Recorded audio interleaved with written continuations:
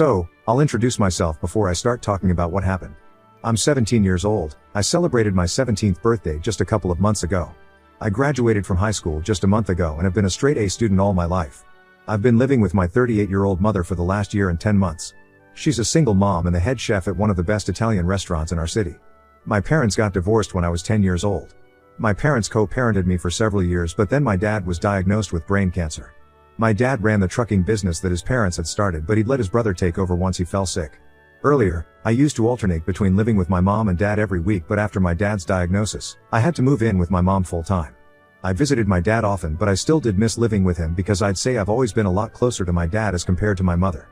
My mom's just always been a little too tightly wound for us to really get along, and we just constantly used to be at odds. First, it was my dad who she'd fight with all the time, and then after the divorce, it was me. She had her good moments too though, so I didn't mind staying with her, and after my dad's diagnosis, I had no choice but to stay with her, so I made my peace with it. My mother and I, in the recent past, have not been on good terms, mostly because of her relationship with her new husband and how he treats me. My mother got married for a second time just 8 months ago to Mark, 32M. She'd been dating Mark for a little over 1 year, and I only found out about it when he proposed because she'd kept their relationship well under wraps. It was the significant age gap between the two, and my dad had just been diagnosed at the time, which also didn't help, so she just kept it a secret. When he proposed, that's finally when she decided to tell us about their relationship, and at that point, I had no other choice but to be okay with it. I never liked or trusted Mark, and it was mostly because of his overly sweet behavior. He seemed too fake and insincere even when he was being nice to me. Like the vibes were just always off about him, if you catch my drift. Of course, I couldn't tell my mother that because then she'd think I was trying to discourage her from getting married on purpose or some other ridiculous thing. I put up with Mark, but I didn't allow him to be my friend, and I realized I was right about him just 3 months after the wedding. He'd moved in with us after the wedding, and since he was a high school football coach, he'd be home a lot earlier than my mother. We'd end up spending a lot of time at home by ourselves before my mother came home, and surprisingly, he never tried to even speak to me when we were on our own, but as soon as my mother would be home, he'd turn on the charm and try to act like we were best buddies. Anyone in their right mind would be able to see right through his little act, and so was I anyway. So one day, I went to the kitchen to grab myself some food, and then I heard a creaking sound coming from my mom's bedroom. Now I knew that my mother had a secret locker under her bed that only we knew about and kept the keys on her all the time. She had a spare set of keys as well, but those were usually with me, and I hadn't given my keys to Mark, so I realized that he must have stolen my mom's set. The locker contained all of my mother's wedding jewelry back from when she got married to my dad, and a lot of other really expensive jewelry too. She also kept some spare bundles of cash stashed away in the locker for emergencies. She didn't trust bank lockers and preferred to keep these valuables close to herself because she felt it was considerably safer. It was a whole thing. I watched Mark take out an entire bundle of cash and put it in his pocket. I was too shocked to even move and stayed rooted to my spot, so when Mark turned around, he spotted me standing right outside the bedroom. He looked irritated for a second and then gave me a big smile, walked towards me, and then put his arm around my shoulder while walking me to the living room couch. There, he told me that my mother had asked him to bring him some cash for a work emergency, and that's where he was headed with the bundle of cash. He told me that this was perfectly normal and that I didn't need to talk to my mother about this. I was going to tell my mother about it that day as soon as she came back home, but as soon as I started the conversation, she told me she didn't want to hear it. I just sat her down in private and told her that I had something to talk to her about with regards to Mark, and as soon as I said that, she shut me down instantly. She told me that she'd seen this coming and knew this was going to happen at some point or the other. My mom thought that I was going to tell her the same old Mark is not the right guy for you, and for some reason, she believed that I was going to try and ask her to patch things up between her and my dad.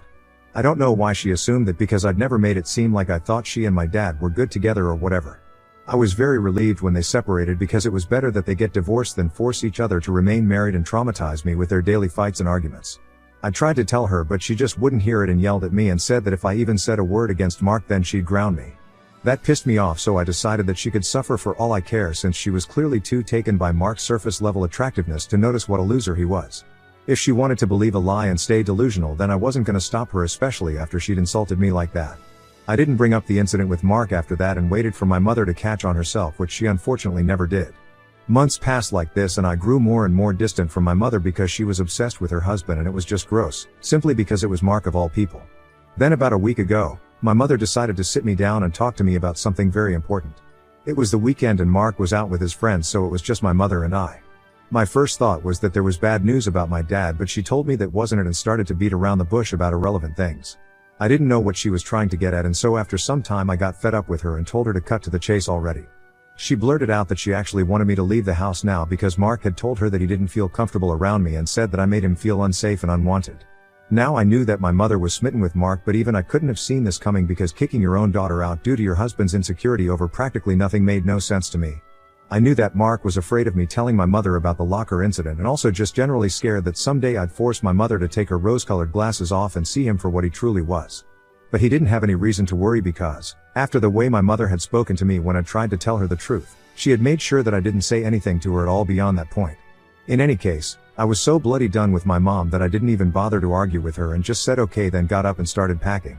My head was pounding with anger while I was packing, and I honestly wanted to wait for Mark to come home so I could punch him in the face, but then I found my mother's spare keys to the locker and had a better idea. I snuck into my mom's room while she was watching television in the living room, grabbed her bag, took out the keys, and then took them away. I also left a note in her purse saying that if she wanted to know where her original keys were, she could talk to Mark about it to make sure that he wouldn't get away with this scot-free. After I was done packing my clothes, books, and some other miscellaneous stuff that I'd need, I walked to the living room to say goodbye to my mother. She seemed surprised because she hadn't actually expected me to pack up and leave that day itself, which is also why she'd been watching television in the living room instead of helping me. In spite of the initial shock, she got over super quickly and hugged me goodbye. There was not a single tear in her eye, and neither did she seem unhappy about the situation. It was painfully evident that none of this seemed problematic to her at all. I left the house and boarded the bus that took me to my dad's house, which happened to be far away from my mother's place.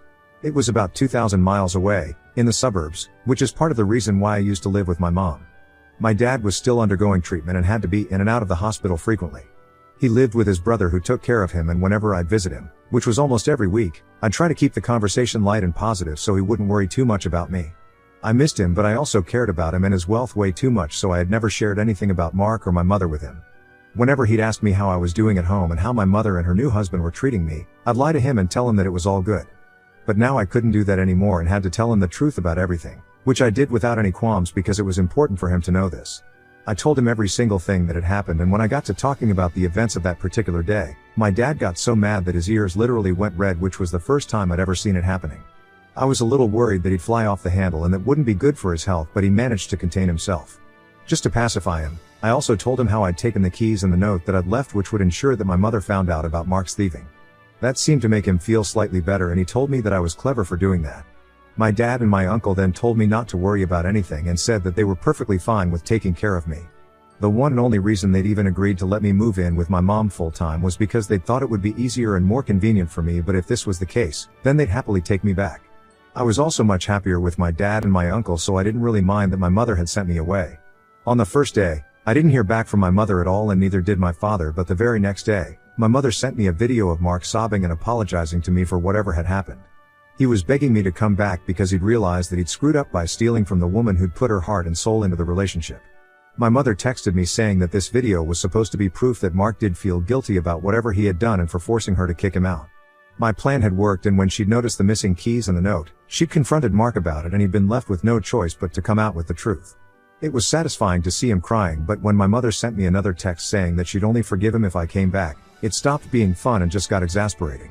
She should have known that there was no way I was going back to that hell, where I was being treated like I was invisible all the time. I was either invisible or being treated like a burden, and neither of those two choices seemed like something anyone would want to pick from. And for my mother to even leave the choice to me was ridiculous, because it should have been her choice to end that marriage and apologize to me for what she did. If Mark was the bad guy here, so was she, and probably even worse than Mark, because at least he wasn't related to me. She, being my mom, had kicked me out for another man, and that was unforgivable. It wasn't just Mark who should have been apologizing, but she should also have been regretting what she put me through instead. She was treating this as some sort of sick game.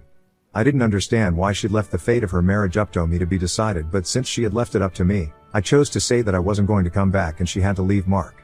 In response to that, she sent me another video of a much calmer but still upset looking Mark saying that he understood where I was coming from, but he loved my mom and just needed one last opportunity to prove it to us.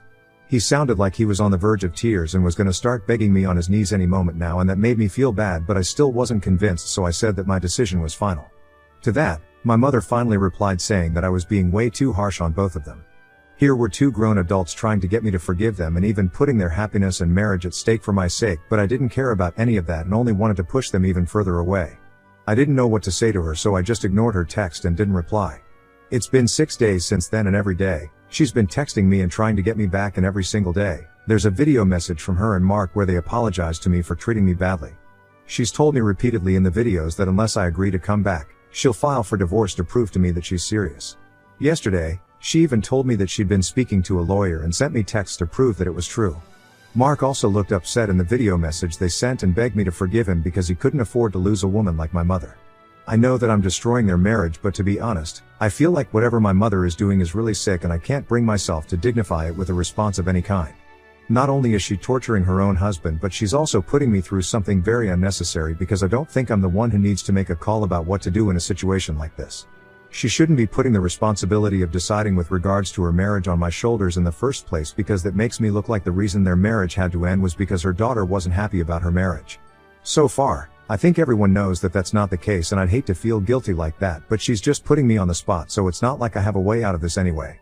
Mark's not a good guy, but he's still a human being, and it's crazy that he's allowing himself to be treated this way at all just because my mother's richer than him. It's dehumanizing, and I can't believe he's just letting her do this to him every day. I haven't told my dad about it because I don't want him to worry about me, and I know that if I tell him, he'll definitely intervene and that'll be another dramatic showdown that I don't want him to take on. I feel terrible, but I don't know what to do here. Ida for refusing to decide whether my mother should divorce her thieving husband? Update 1. Hey, guys, so I read the comments on my original post and the general consensus was that I should tell my dad about what I was going through instead of trying to deal with all my problems myself. I guess it's true because I do tend to take it all on myself instead of speaking up and asking for help when I need help. I feel bad telling my dad because I think it might be bothersome for him since he has so much on his plate already. I mean, he's a literal cancer patient, so it's not easy for me to go to him with my problems the way I used to before his diagnosis. I think if I just tried to talk to him, then maybe I wouldn't have had to go through so much because he wouldn't have allowed it at all. Like this time, I finally told my dad all about my mother and her sick techniques, and he called her up and tore into her. She tried to tell my dad that this was none of his business, but he wasn't having it and told her that he'd be filing for full custody and that he'd make sure she doesn't ever get to see me after this. She was protesting against it, but both my dad and I knew that she didn't really care about me. She cared more about what other people would think of her when they found out that she lost custody of her only daughter because she decided to put her husband over her daughter. That's why she was fighting with my dad over me, not because she loved me. If she loved me, she would have been a better mother, and that was something she'd never even tried to be. Now it was just too late. After the phone call with my mom, my dad explained to me the same things that people in the comments had told me. That I was his daughter and that I didn't need to think twice before coming to him with a problem because as a father, he could never think of me as a burden. My well-being was his responsibility and his cancer wasn't going to prevent him from giving me the best life and solving my problems whenever he needed to step in, and I needed to remember that. I won't lie. I teared up at that point because it just reminded me that even though he was a lot weaker than I remembered, he was still my strong dad underneath.